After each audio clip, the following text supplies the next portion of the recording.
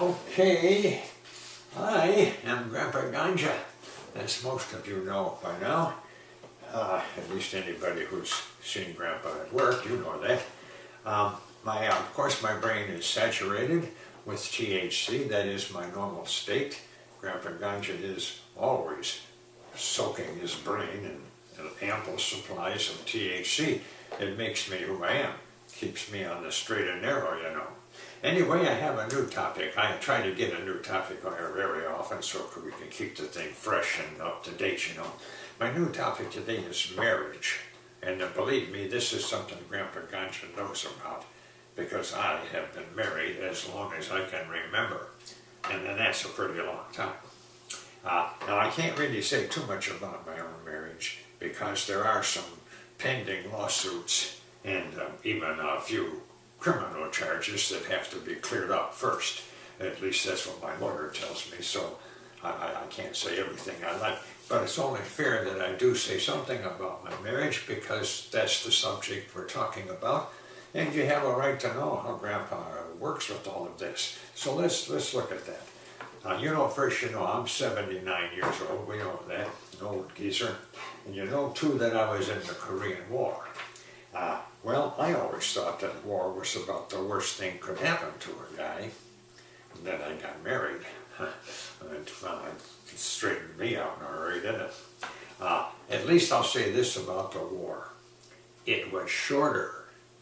A few months, I forget, it wasn't too long, you know. A few months the war was over, I was out of it.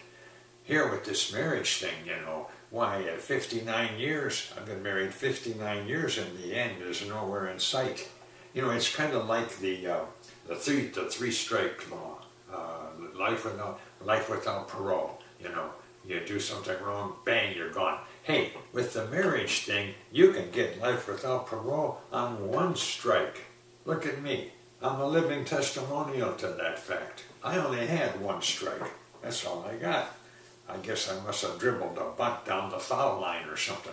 Anyway, here I am. Let me say this. I want to get this clear, though. I am not against the institution of marriage. No, sir. I'm in favor of that.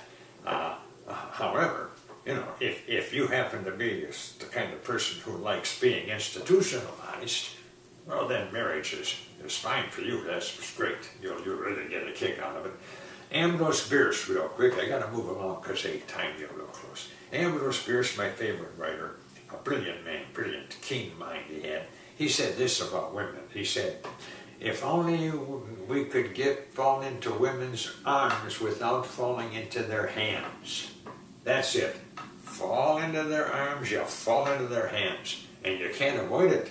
Unfortunately, that's where they go together, and you're just sort of screwed in that regard. Let me say this about my wife. My wife had a mean streak, a mile wide, and a tongue like a lash. In fact, maybe some of you remember to see the cowboy. There was a cowboy movie a long time ago about a guy called Lash LaRue. And he had this big long whip he used, you know, as his gimmick. Well, my wife once auditioned to play the role of Lash's whip. That's a fact. That tells you something about her. Let me tell you this. Oh, by the way, on that same subject, on one occasion I remember my wife went to the doctor to see him about something, and I went along with him, and I took the doctor aside, and I told him, I said, Doc, listen, what's wrong with my wife?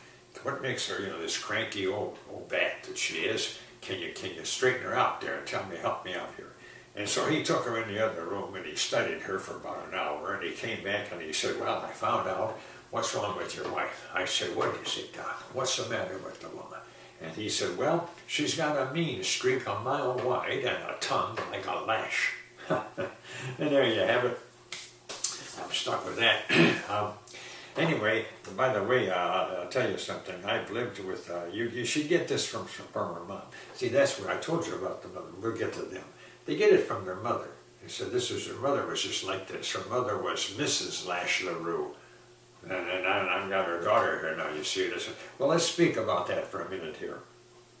It is true that women, that wives, young girls will eventually look like their mothers. Now I know that alarms the girls. They say, what the hell, this is awful, don't say that, that's terrible. But it nevertheless is true. Let me ask you, look at your girlfriend's mother. Does she wear a lot of moo-moos? Is she homely? Does she nag? Is she a rotten cook? Okay, you know, if you want a fat, homely wife who can't nag and who nags and can't cook, marry this girl's daughter right here, their daughter, because that's what you're going to get. The mother just like her. By the way, a quick word for the girls out there, just to show you that I'm fair and balanced like that Fox News outfit you see. This works for you too, because you can look at your boyfriend's old man. What do you got here? A guy with a beer belly and a cigar stuck in his mouth and a bad breath and wheezing a lot? That's your boyfriend in 20 years, 25 years. Look at that. Hey, check him out. If the guy looks like I'm talking about, hit the road. You can do better down the road. See, the thing is for you guys, you've been going with your girlfriend for 5, 6 months or a year or two. You haven't seen the real girl yet. You've never seen the real person. They hide that. They keep it hidden. You won't find anything out about the real girl until it's too late. So it's up to you to be observant, keep an eye on her. These people, all these girls are actresses. They mesmerize your ass with deception and trickery, and they're just too crafty for most of you guys. You need help, you need somebody to tell you. Here's the thing, check her DNA. Send her prints to the FBI and see if she's wanted somewhere for being a con artist who runs around clipping bozos like you and stealing all their money. Check down at the post office and see if her picture's up over there. You gotta look for these people. You gotta check them out, because if you don't do it now, it's too late later, and instead of a good marriage, you'll end up joining 50% of the people who don't have any marriage at all there. Follow Grandpa Ganja's advice, and believe me, you'll have a chance to hook up with somebody, a wife you can really live with. Isn't that a novel idea? Well, Grandpa Ganja pulled it off. Yes, sir. So to speak. Anyway, I've got to go. Where's my... I almost lost this.